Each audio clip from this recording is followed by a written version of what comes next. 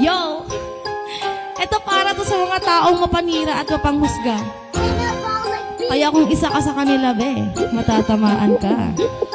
Parang anino sa dilim, lumalakad ni walang konting ingay. Mga mapanirang tao, malasik yaw makabantay. Sarili nilang kilos, wala silang kamalay-malay. Kaya kung isa kang hayop, ahas ka na kamamatay.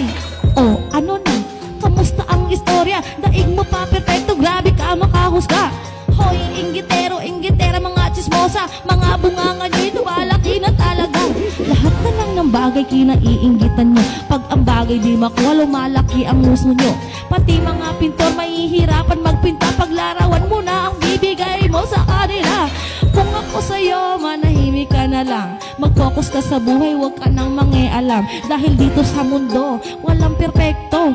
Ikaw lang perpekto kasi hindi ka tao. Yo!